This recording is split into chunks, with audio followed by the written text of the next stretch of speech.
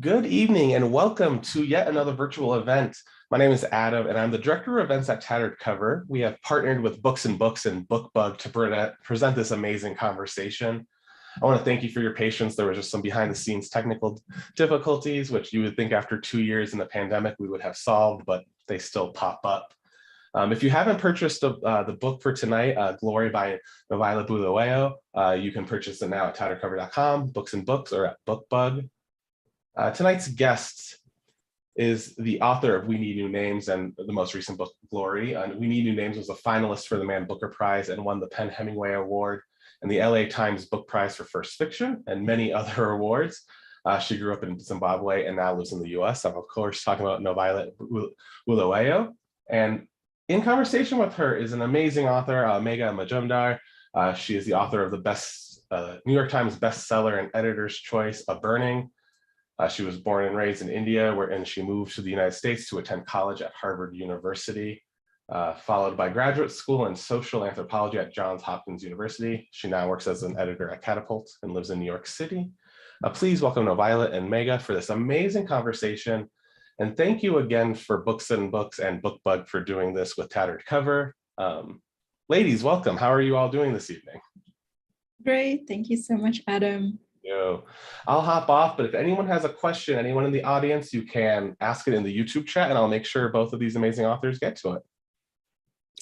Wonderful. Thanks, Adam. Hi, everybody. Thank you for coming. Can I just say we're here to celebrate Glory, and I loved this book. NoViolet, if you will allow me to embarrass you and do a very tiny intro before you read. I am in love with this book. It's so playful. It's so funny. It's full of rage and heartbreak. It's about ordinary people, or rather ordinary animals, living within unjust systems everywhere. And it's really like no other novel that I've read recently. And this event is very special for me because I also loved We Need New Names. This book was actually a gift from my husband, NoViolet, for my birthday back when it came out. And if we were doing this in person, I would be asking you to sign it. But Glory is so marvelously different, and I'm going to let you introduce it and read for us. All right. Thank you for that beautiful introduction. And thank you to Tattered Cover, Books and Books. And of course, this is a bookstore and Bookbug from my second hometown of Kalamazoo, Michigan. And thank you to everyone in the audience for tuning in. It's such a pleasure to be sharing Glory. So I'll just read from the opening couple of pages. I won't introduce the book. Hopefully that will inspire people to grab a copy. The section is called Independence, the subsection Rally. When at last the father of the nation arrived for the Independence Day celebrations, no earlier than 3:28 in the afternoon, the citizens congregated at the Jidada Square since morning had heard it with waiting. They could have raised the wall of Jidada with their frustration alone. That is, if Jidada had been any other place. But the land of farm animals wasn't any other place. It was Jidada. Yes, Toluhuti Jidada with a da and another da. And just remembering this simple fact was enough to make most of the animals keep their feelings inside like intestines. The fierce sun, said by those who knew about things to have been part of His Excellency's cheerleading squad by decree, had been up glaring since mid-morning, doling out forceful rays fit for a ruler whose reign was nearing all of not one, not two, not three, but 4 solid decades. The Jidada party regalia, worn by most of the animals for the occasion, jackets and shirts and skirts and hats and scarves in various colors of the flag of the nation, many of the articles embossed with the face of His Excellency, trapped the sun's terrible heat and made the weight even more unbearable. But not all of the animals were going to stand for the torturous weight. Some indeed started to leave grumbling about having work and things to do, about places to go to, about the leaders of other lands who arrived at things right on time, like God's infallible machete. These disgruntled animals started as just a smattering, 2 pigs, a cat, and a goose, but the faction very quickly grew to a respectable mass, and emboldened by both their number and the sound of their own voices, the dissidents headed for the exit.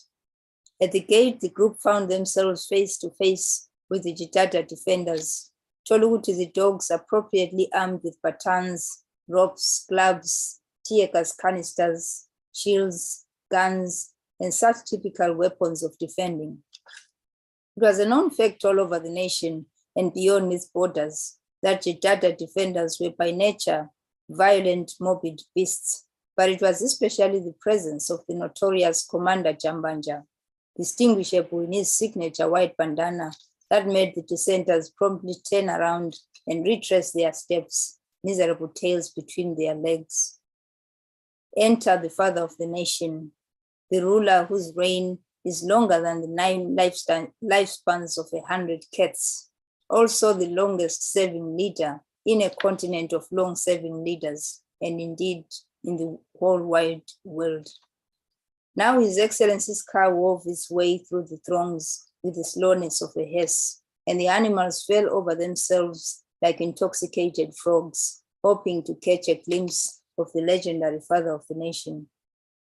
At this point, the sun, upon seeing arrive the leader who was decreed by God himself to rule and keep ruling, a leader who'd in turn decreed the very sun to head his cheerleading squad, took a deep, deep breath and thoroughly blazed to impress.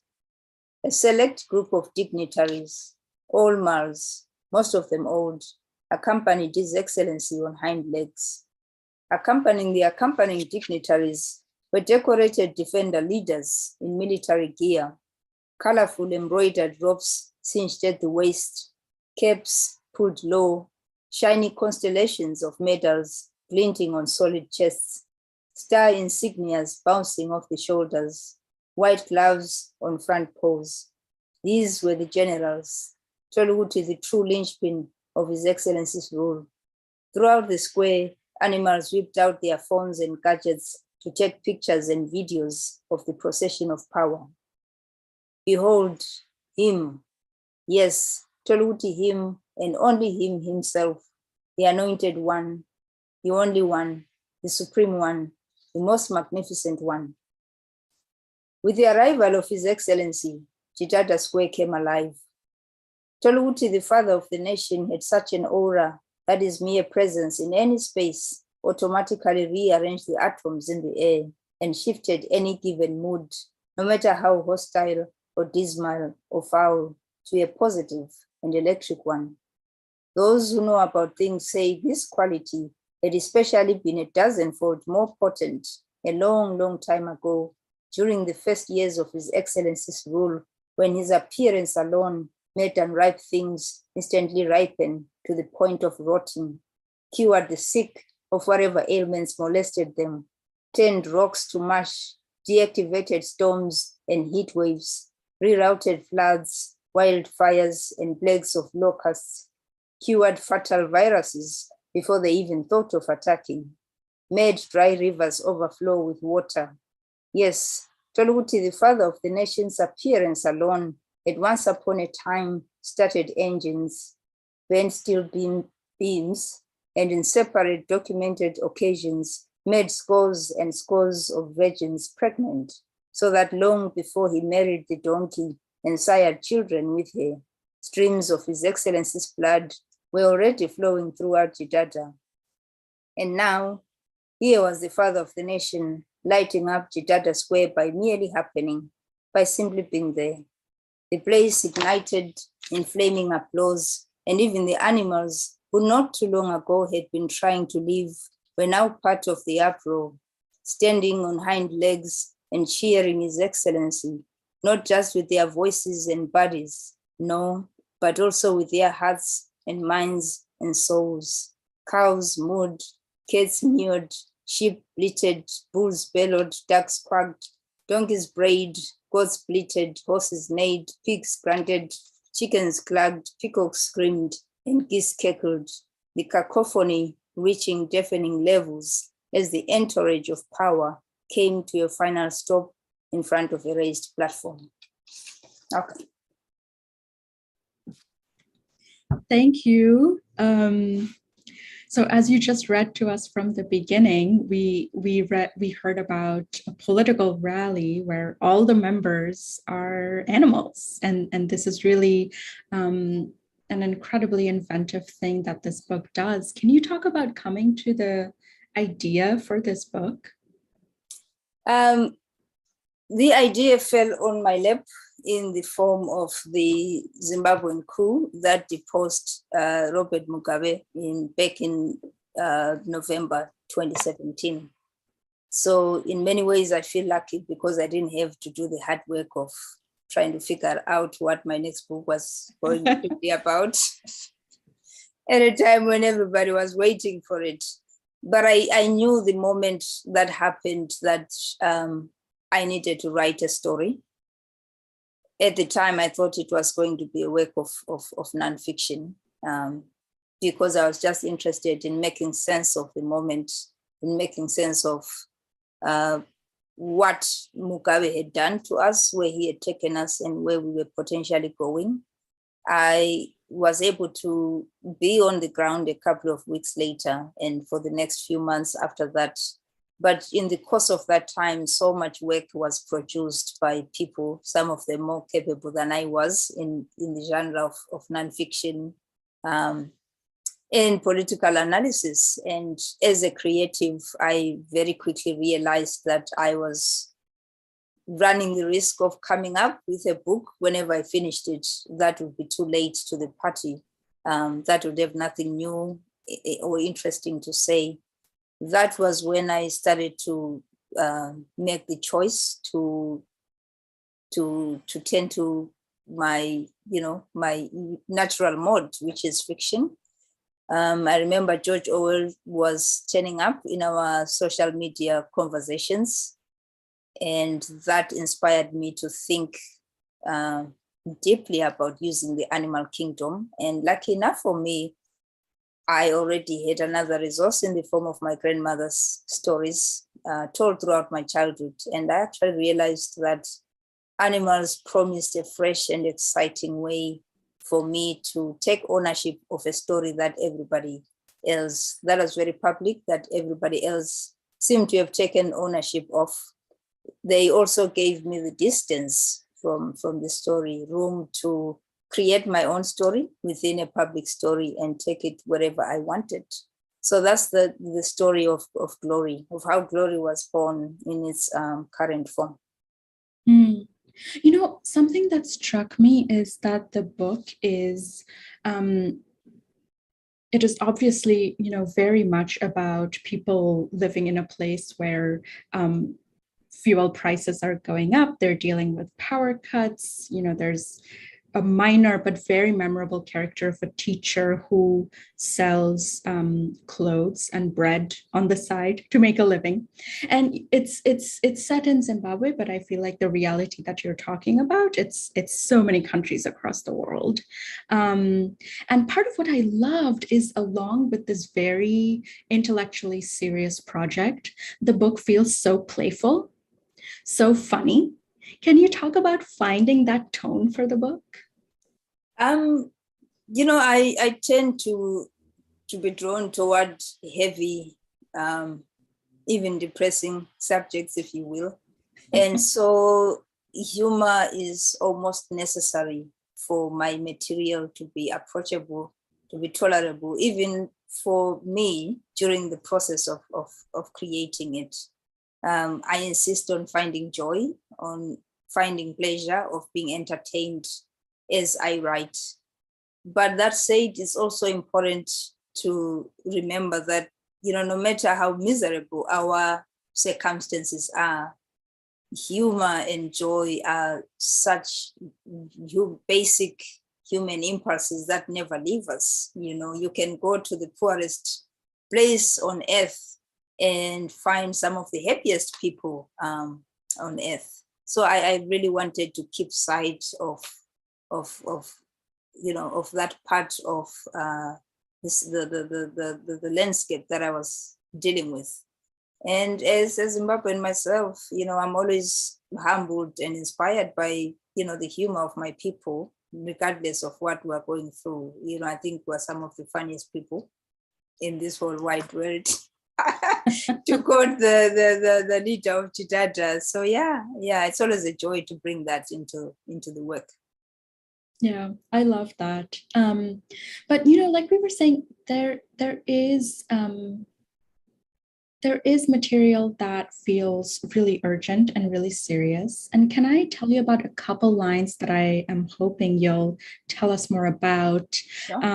There are lines here that go, "All my life I'd heard said this thing about tears, that they are a language, that they do indeed speak.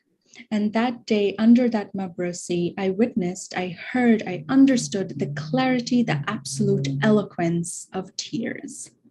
And that moment, I just stopped reading because I felt like that moment in the book, it was really traveling all the scales of this book. It was about being in a vulnerable human body.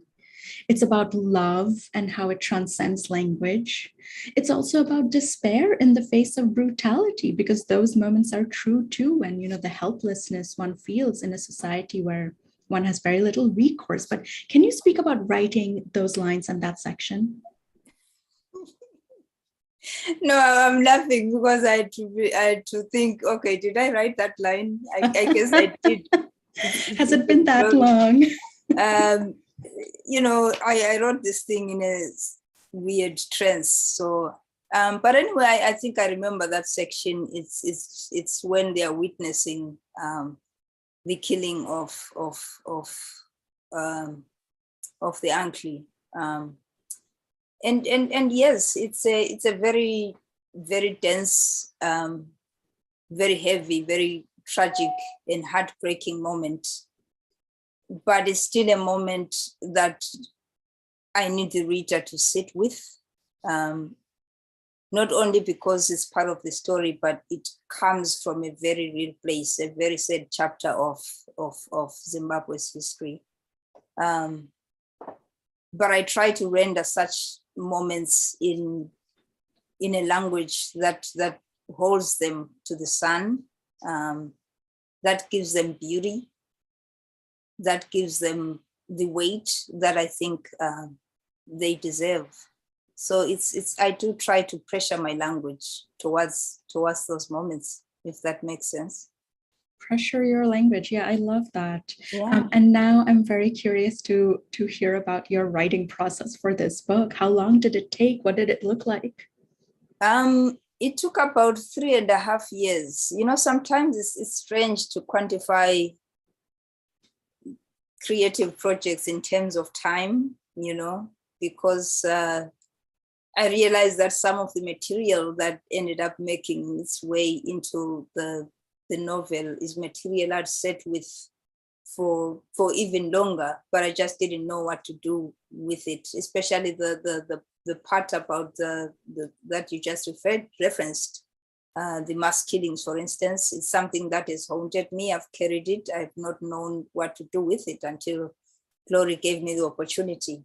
But if we are to be technical, I started my research in 2017 November. And I think by 2018, 2019, I was in the middle of my early drafts. A lot of rewriting happened, mostly because, I also believe first drafts don't really count. Writing is rewriting. And I just had a stellar team of editors and my agent who really pushed me to be rethinking the book and deliver better. And we finished the last draft sometime in around September last year, the revisions. It was a hard project to do. It was the hardest thing, one of the hardest things I've ever done. I think I was in a state of shock. You write your first novel. I feel like I didn't know what I was doing. when I was writing We Need New Names. That's part of the beauty of the first book. We are writing in the dark, but with Glory, there had been some growth, understandably. But the book just challenged and drained and demanded a lot from me. It was such a monster. So the process was hard. But it was still a delightful challenge to, to sit with it and figure the book out.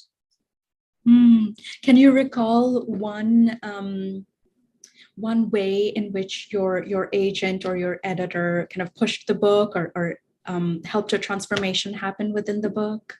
I think all of them actually fell in love with Destiny right away. The way I had initially rendered her was not, she just showed up, but I wasn't invested in her at the time. But they were very quick to say, okay, this is a character that we want to hear more of. What's her story? Where is she going? What does she want? And all that. And I'm really grateful for eyes that can sometimes see what I don't see, but need to see. So I think that's one good example. Yeah, that's a great example. And speaking of Destiny, I wanted to ask you about, for everybody watching who hasn't yet read the book, Destiny is a character within the book. And there are lines that go, Destiny finally understood with a gutting clarity that her mother wasn't really ironing clothes or material, but was rather ironing some parts of herself. Yes, it was therapy. And the suffering of women who still have to fulfill their duties, still have to do what's needed and keep moving forward, they cannot fall apart. The suffering of women is very much present in the book. Can you talk about the writing around women or females as they are in this book? It felt like an important project because from the onset, I knew that they needed to be centered in a text that's inspired by a space where women are deemed lesser, where women's contributions, and part of Jidada's obsessions, of course, is power, the question of power. And part of the Party of Power's obsessions is that it's a muscular project, that is the males, the males who liberated Jidada, who made the contributions who built the country. But I was interested in excavating the histories and the stories and the real contributions of women, not just in the struggle itself, but in the day-to-day lives of Jidada, their mothers. The most potent resistance, in my opinion, in the novel, The Sisters of the Disappeared, is made up of women who then go on to recruit men as they go around. There is Duchess, the spirit medium, who is representative of the indigenous spiritual healer who sort of holds the community together and kind of plays their own part in challenging the resistance. And of course, there's Destiny and her mother, who are traumatized, who are wounded, but they face their own trauma in their own ways and end up providing the turning point that actually accords Jidada a different destiny. So I was interested in really centering the women, but also giving them roles that I felt spoke to their power, as they participate and exist in our societies. Yeah. And speaking of power, there was a part in your book which was really striking, a line which I am now going to butcher, forgive me, but it was something about how the problem with Jidada was that the citizens were used to things that should have made them very angry, that they had settled for things that should have caused them outrage. Why do you think that is? Why do you think that happened in such a society? I think it's because many factors, but I think one of the obvious ones is fear. Judadans are a very traumatized nation, and part of that trauma actually dates back to the early years of Jidada's independence, that very violent period that we're just speaking about. And so they live with the memory of that horror, even though it's unprocessed, even though they don't talk about it, but they seem to understand what their leaders are capable of. And so it is easier for them to just let themselves be victims. There is also an element of, passively letting the one leader who has presided over the country for over 4 decades become the monster that he ends up becoming, simply by just giving him space. And I think part of why the end of the book leads to the conclusion that it reaches is because citizens just get up one day and decide, we're not going to be participants in our oppression anymore. They start by resisting the defenders, the dogs, who are at first shocked by the fact that they are being resisted, but they are also inspired somehow to actually join the citizens and refuse to defend the seat of power, and they refuse to stand in the way of change. So that, I think those are my main concerns. Mm-hmm. Mm-hmm. Can I take a step back and ask you, Sure. You've written 2 books. Do you see themes, questions emerging in your work that you feel will remain obsessions for you throughout your writing life? That's a difficult question because, I'm hoping one of my future projects just surprises me and allows me to reinvent myself, and I'm hoping that I actually do get tired of some of these themes. That would make for an interesting, an interesting body of work. Yeah, but for now, I'm interested in questions of power, nationalism, colonialism, post-colonialism.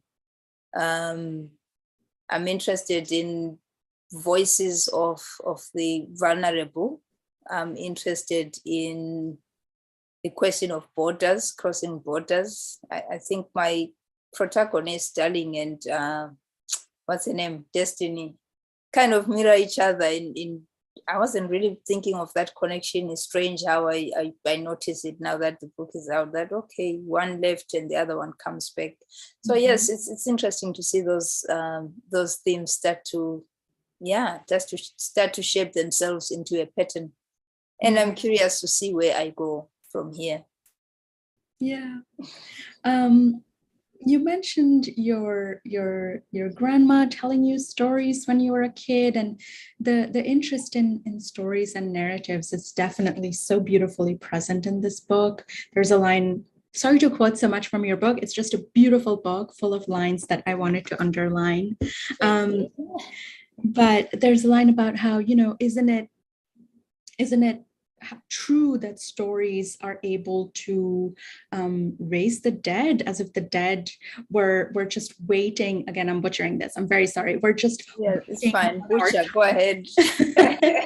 to be animated by our tongues. Can you take us back to your childhood, or whatever stage you feel like going back to, and telling us how you came to writing to begin with? I came into consciousness already surrounded by stories, but my grandmother, my grandfather, my paternal grandfather actually had 4 wives. But it was the senior wife who seemed to be in charge of the storytelling. And now that I understand story and what makes a story, I do realize that out of all our grandmothers, she was the only one who could have done the job better. She just understood the craft. She had such a mastery of language. And she was just amazing. She was just magical. And we would sit around the fire and just listen.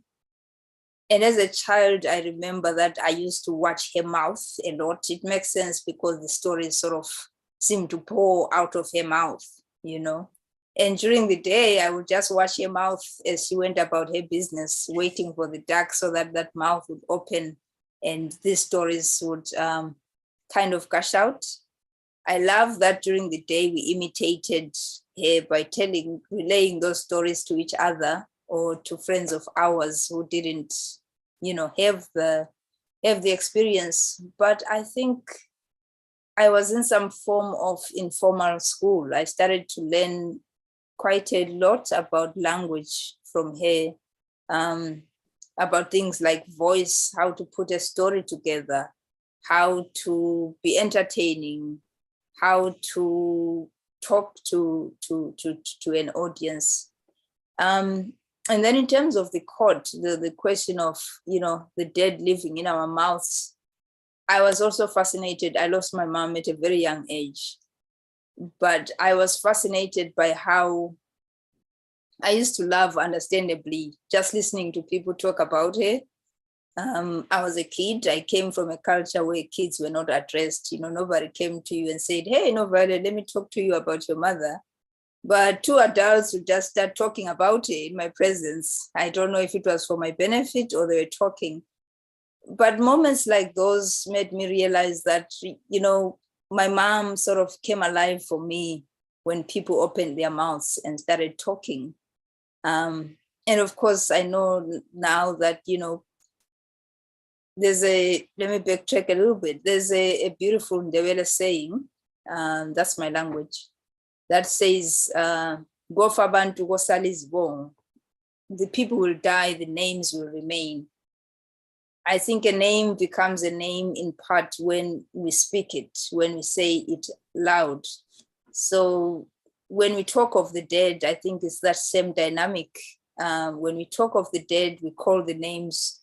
By calling the names, by telling their stories, these people suddenly emerge. I can tell you the story of somebody who lived, what they did and all that. And I really find that very, very beautiful.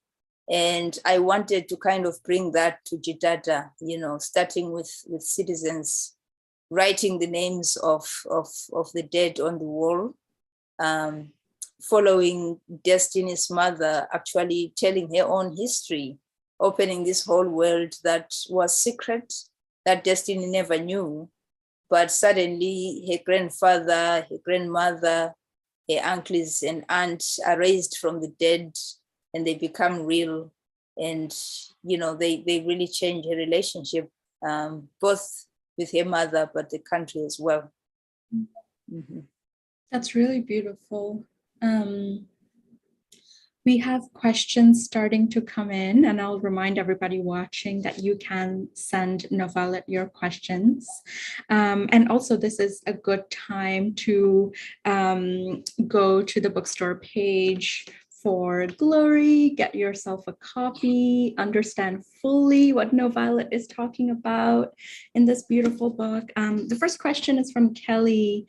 What was the hardest part of writing this novel? And I'll add a second part to that question, which is, what was the most fun part? So what was hard and what was fun? What was hard? There was enough that was hard in terms of subject material. Writing the parts about the Gukurahundi, the massacre, the mass murders that happened in Zimbabwe between the years of 1983 to 1987 was very hard to pull off. But then I was encouraged by the fact that it was a story that needed to be told. I was encouraged by the fact that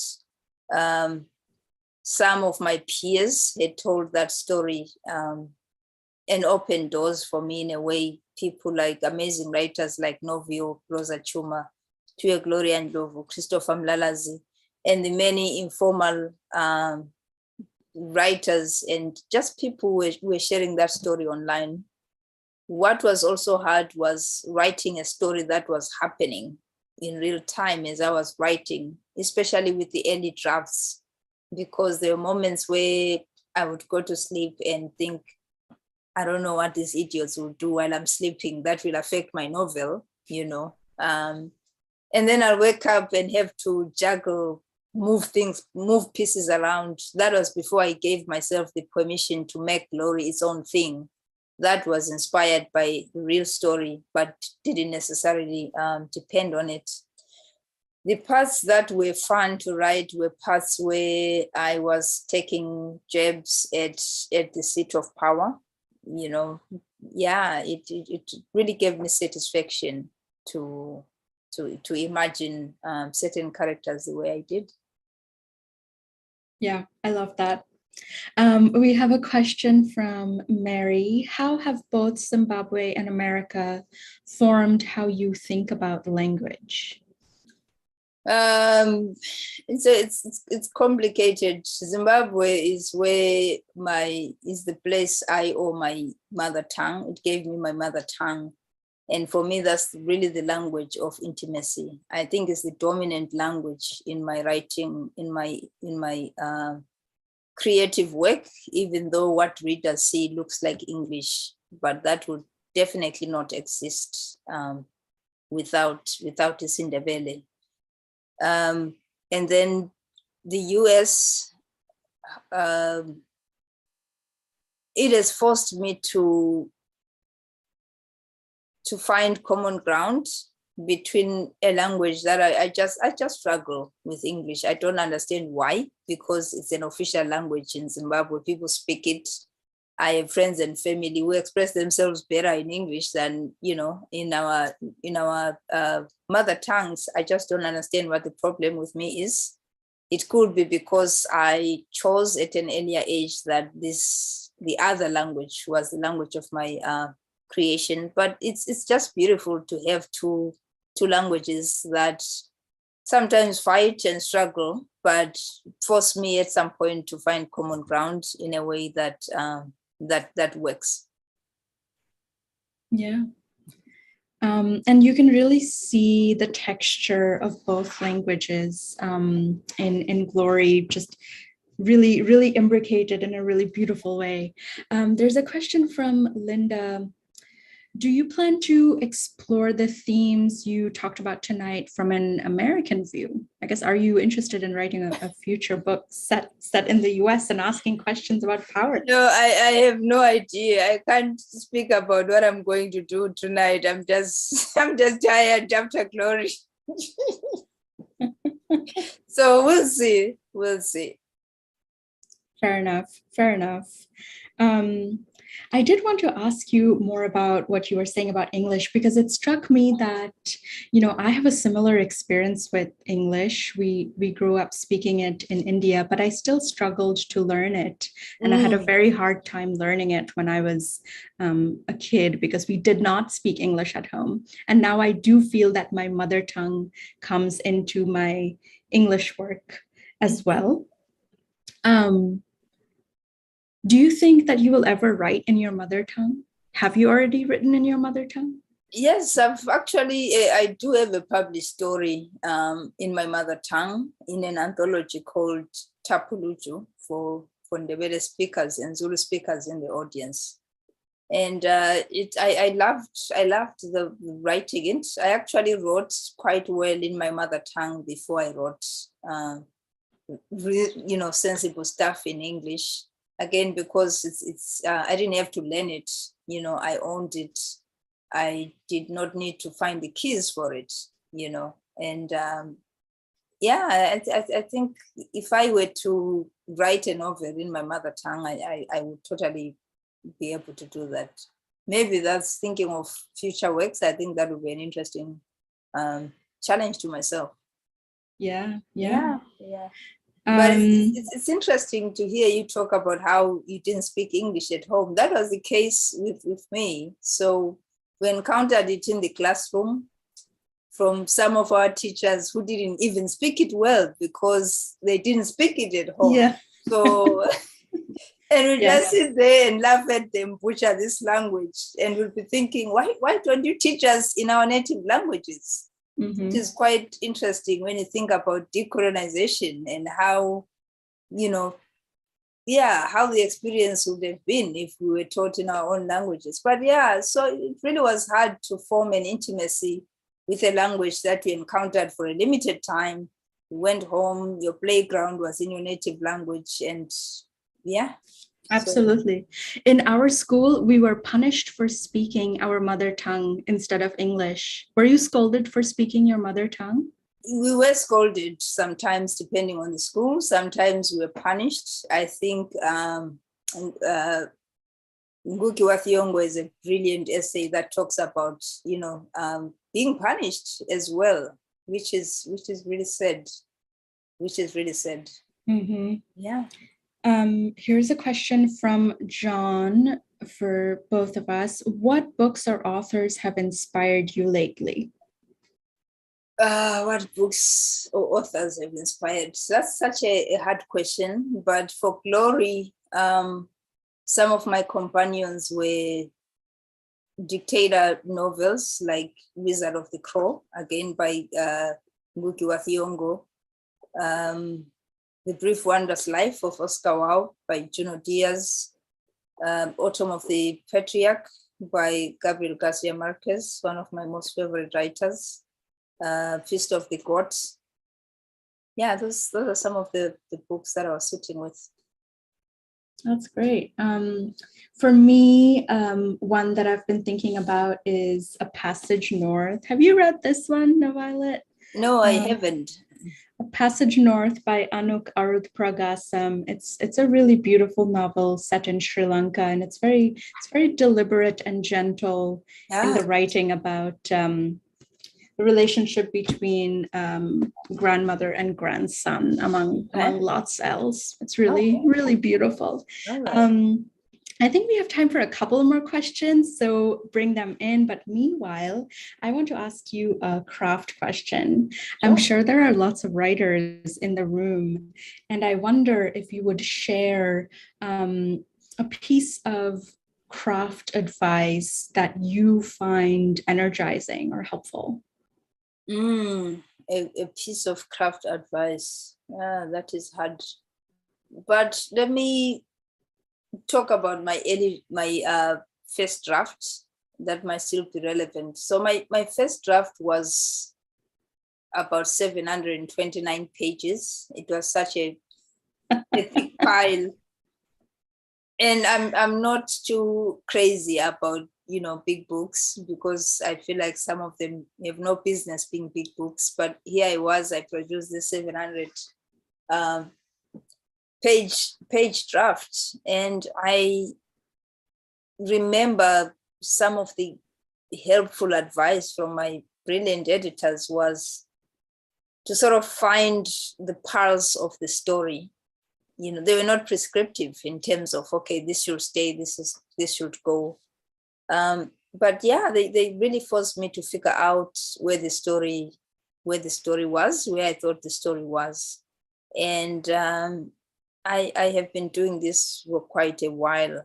But it's interesting how a new project can actually take you back to square zero, where what may not necessarily serve you. So it was, for me, the willingness to go back and just, tear the thing apart in search of a story made me realize how important it was to be your own reader, to try and find where the story was, try and find what matters in your writing, because at the end of the day, you are going to do the shaping of the story. So for emerging writers, I think that's something that you should always be pushing yourself to figure out, where is the story, where are the pulse points, why am I writing the way I am writing. These are questions we need to ask ourselves. I know that sometimes when they come from somebody else, especially in workshop, they may not come out well. But train yourself to be your number, train yourself to be the main reader of your work. Yeah, I love that. We have two more questions and probably just enough time for two more questions. So here's one from Libria, who works with you, is on your publicity team. How did you choose particular animal characters, or did they come naturally while writing? I think they came kind of naturally. I went with general characteristics. For instance, for the powerful animals, I tended towards like animals of physical strength, the horses and donkeys. I think we only have one donkey who's really powerful. Most of them are horses. And then there are, of course, the vicious dogs. So these are animals that are either strong or aggressive. And then for the citizens, because I really wanted to align them with common everyday people who did not necessarily have power, they tend to be smaller, less imposing animals. And I think I did consider having wild animals as part of the book, but it just felt like a lot of work trying to deal with the wild animal kingdom because there's so much range. So sticking to farm animals was my way of making the project manageable. Yeah. Thank you, Great question. And our last question before we invite Adam back on screen is from Joanna. And Joanna is asking about a word that comes up over and over in this book, which I was thinking about too, actually. Are you able to speak about the meaning of Tolukuti? No, I'm not going to answer that one. So, Tolukuti, I won't answer that one. So, we tried, NoViolet. We tried. You tried, yeah, yeah. But you'll find it. You'll find it. Maybe Adam can answer it for us. I can't answer any questions. No. I will say this was a lovely conversation. I want to thank you for your patience as I dealt with behind the scene things. Thank you. This is a bookstore and Bookbug in Kalamazoo, and then Books and Books in Coral Gables down in the Miami area for helping put this together. Thank you both, and congratulations on Glory. It's so beautiful. We Need New Names is one of my top books of all time, not albums. And this was such a great follow-up. I've waited so long and it did not disappoint. So anyone who has read your previous book, they will love this book as well. Yes. Thank you. Is there, I always ask this for both of you, is there a way to best find you on the internet? Is there a website we can go to? Do you not like the internet? Do you not like social media? Where can we? I do not like the internet. I do not like social media, but I can be found on Facebook. Yeah, I've had to be present. The past few weeks, and then I have a website as well, NoViolet.Bulawayo.com. Megan, where can we find you? I know you're busy at Catapult, but you're on the internet, right? I'm on the internet. I'm on Twitter at MakeAMuch. Yep, perfect. And you can find us at chattercover.com. I'll link the other bookstores in the YouTube chat too, so you can support them. Please support all independent bookstores. Thank you both so much for an amazing conversation. I can't wait to see what else you both write. Thank you, and thank you so much, Mega. That was lovely. Thank you, NoViolet. Such a pleasure. Really special. And thank you to everybody for tuning in. Perfect. We are no longer live. I just want to thank you both.